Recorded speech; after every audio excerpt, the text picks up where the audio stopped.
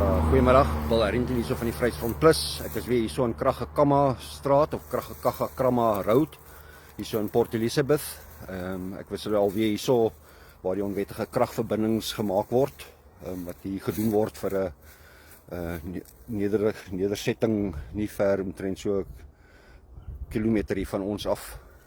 Waar ek staan is 'n informele nedersetting wat dan nou hier krag tap.